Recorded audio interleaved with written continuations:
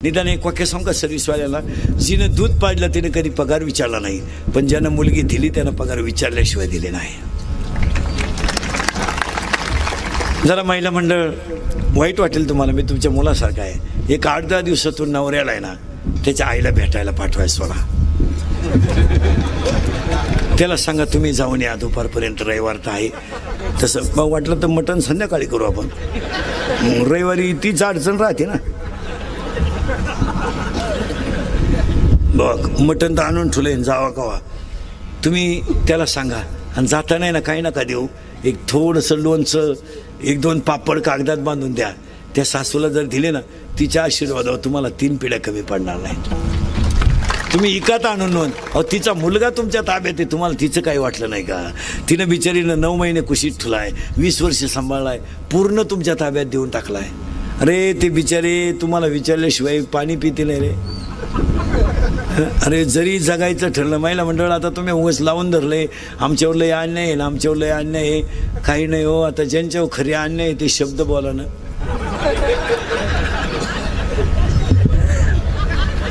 सरकार तुमच्या बाजूनं, कायदा तुमच्या बाजूनं, सगळं तुमच्या बाजूनं. आमची वांग्यातली गंमत झाली भाऊ. एक माणूस आमची बाजू घेईन. बरं बायकोला लय बोलावतं, ती म्हणते मी कोर्टात जाईन. बाई काय बोलतो, मीच खातो बोलणे. मग आता काय कर. नाही तर आता खरं सांगा पुरुष मंडळी, आपल्या बायको इतकं आपल्याला अजून कोणी वाईट बोलेले का?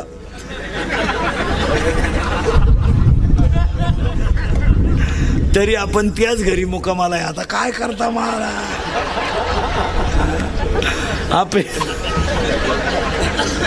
आपली बायको आपल्याला 2 पोरं झाले म्हणते तुम्हाला काही कळत नाही. आता काय बोलायचं, आणि आपणही कुशल म्हणतो खरं आहे बुवा. अरे आता काय. महिला मंडळ विनोद नाही, महिला मंडळ थोडी सासू-सासऱ्याची दखल घ्या.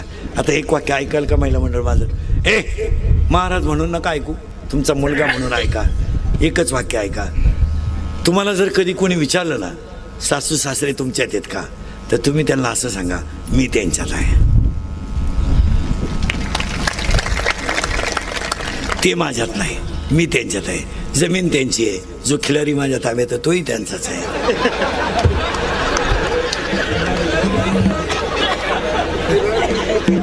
तो फक्त सांभाळायला माझ्याकडे आहे, कारण त्याला मीच आकळू शकते, दुसरं कोणी आकळू शकत नाही.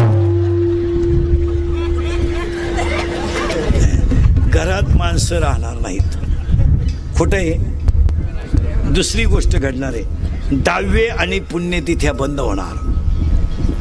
10व्याचं आता पॅकेज निघणार. लग्नाचं काय निघलंय? पॅकेज. 10व्याचं सुद्धा पॅकेज निघणार बामणाला. कावळाही तूच आण, भातही तूच शिजव, चप्पी तूच कर. तुला नाही कोणी भेटलं, ज्याचं प्रवचन ठुलंय त्याची कर. चांगल्या चांगल्या बापांनी चांगल्या चांगल्या माणसांनी बापाच्या 10व्याचे न्यायाचे पैसे पडवले.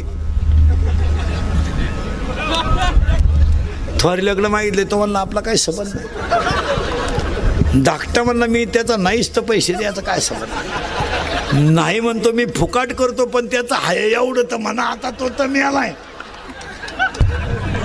10व्याचे तुमच्याकडे प्रवचन असतात का 10व्याला? नाही, आमच्याकडे 10व्याला प्रवचन असते सरलाट. आमच्याकडे 8:30ला सकाळी 10 वाजला, कोणाचाही 10 वाजतो प्रवचन असते. खाटावर ज्ञानेश्वरी ठेवून अर्धा तास प्रवचन असतं. कोणाचाही 10 वाजतो. दारुड्या बिरुड्या बेवड्या माळकरी कोणी असलं तरी आमचा दानका तोच. हां, इकडे तुमच्याकडे नाही ते बरं आहे. मग तुमच्याकडे काय 10व्याला गप्पाच असतील नुसत्या, कावळा शिवेपर्यंत. त्या गप्पा हाणण्यापेक्षा आहे ना काहीतरी कार्यक्रम ठेवा. एखाद्याला 10 मिनटं ज्ञानेश्वरीवर गाठ्यावर बोलायला हवा, म्हणजे माणसं निदान न देऊ तरी तेवढं नीट ऐकतील. हां हो, नाही तर 10व्याचे आता सगळं बंद होणार आहे, काही नाही राहिलं. हो, 10वी बंद होणार आहे. तिसरी गोष्ट, नोकरी मिळणार नाही. शेतकरी वर्गाला पाया पडून सांगतो, मी स्वतः शेतकरी आहे चांगला. काळी आई कालही सोनं देत होती, आजही सोनं देते, उद्याही सोनं देते. शेतीवर नाराज होऊ नका, शेतीला जोड व्यवसाय करा. यावर तुमचं मत काय? आणि शेतकऱ्याच्या पोरांना सांगतो, हे क्वाटरी बिटरी प्यायचं आता बंद करा, जरा जाग्यावर या. जरा लाजा धरा लाजा. अरे तुम्हाला बापानं 20 गुंठे जमीन कमवून ठेवली, तुम्हाला 1 गुंठा घ्यावा ना अजून. अरे केरळवरून हवा भरायला आलेलं पोरग हवा भरण्यावर हायवेला 1 गुंठ्याचा मालक झालंय. जरा अभ्यास करा. केरळवरून हवा भरायला आले, रात्री 2:30ला उठत आहे हवा भरायला, त्यानं हायवेला 1 गुंठा जमीन घेतली. अरे बोर मारायला महाराष्ट्रात ते झाडाखाली शिजून भात खात्यात. हवा भरायला महाराष्ट्रातून आले पोट भरायला. MP ची ट्रक आमच्या हायवेनं जाते तर रस्त्याच्या कडेला शिजून भात खाते आणि आमची अवलाद जमीन इकून धाब्यावर खाते. अरे जरा माझा टेरपणा कमी करा. अरे मराल बेवडे हो मराल. हां मोकार क्वाटरी प्यायच्या आणि लग्न डामाडावला करायचे आणि मग कर्ज झालं का या रस्त्यावर आणि काढा मोर्चा हॅन करा माप. हां कशाला बावळातपणा करायचा रे. कशाला पाहिजे क्वाटरीन फिटरी. रिकाम्या बाटल्या ऐकणार आणि गाड्या घेतल्या आणि बाटल्या रिकाम्या करणार आणि जमीन ऐकल्या. एवढे कबरी मांडी क्वाटरी पितात. मिश्या फुटल्या नाही ना आला कालना. 9वीचं क्वाटरी पिते 15चं असं एवढं टाईट पाहते बापा कधी. ते बापालाच म्हणते तुझंच का मी तुझंच का मी. मग तुझ्यात आणि माझ्यात एवढा फरक कसा. त्याचा बाप म्हणला आता मी म्हणतोय बा माझ आहे. मग 10वीला गेलं एवढंच आहे भंगार. 16चं बापाला म्हणते काय केलं रे माझ्यासाठी. त्याने केलं ते सांगायचं का.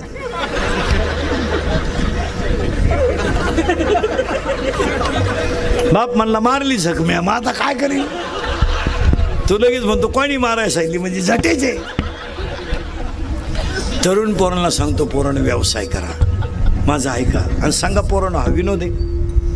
100 तरुणांमधल्या 20 पोरांना माझं कीर्तन पटणार नाही, पण 80 जणांना पटल्याशिवाय पोरांनो गारीगारी का कुल्फी का पावी का पठारी का रद्दी का शेतीला जॉईंट व्यवसाय करा.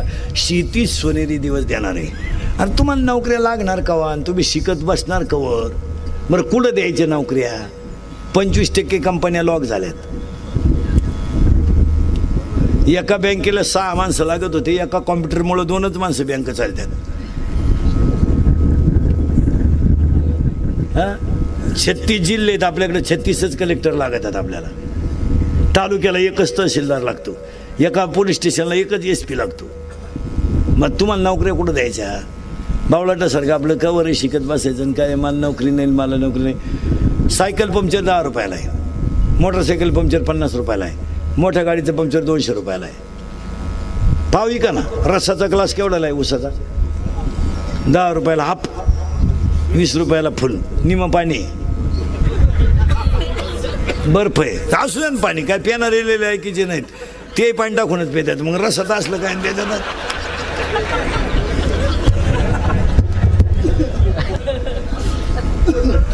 नाही पण जो माणूस कष्ट करीत असेल ना महाराज त्याला लक्ष्मी मिळायलाच पाहिजे.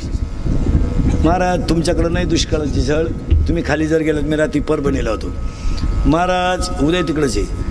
महाराज अक्षरशः ऊसाचं चरक आहे ना ती बाई लाकूड फिरवते आणि तो माणूस तो ऊस घालून रस काढतात. मग अशी कष्ट करणाऱ्या माणसाला 100-200 मिळाल्याचं काय विशेष हो. आज बैलाचं काम जर आमची माऊली करीत असेल शेतकऱ्याची तर तिला 200 रुपये मिळाल्याचं काय वाईट वाटायचं काम आहे. तिला मिळायलाच पाहिजे. अशी पोरं आहेत. पोरांनो खाली जालना म्हणतात तिकडं परभणीकडं तो जार आहे ना आपला जार तो 20 रुपयाला घेतात. किती लिटरचा. 20 लिटर काय असेल तर 20-30 लिटरचा.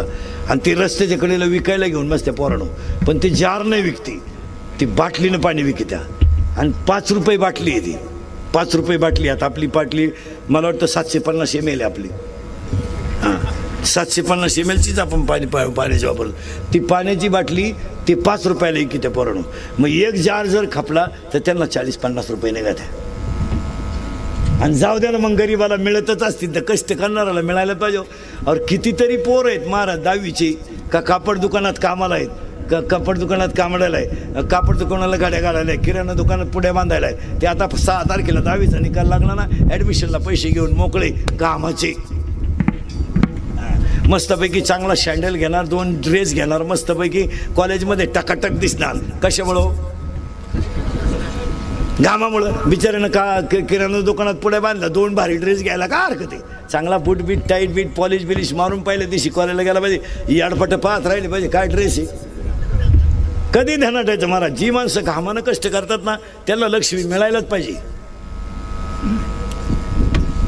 मी तर म्हणतो शेतकरी मोटरसायकलवर येतो ना, मजूर मोटरसायकलवर येतो ना, येऊ द्या तो 4 चाकीवर आला पाहिजे कांदे काढायला.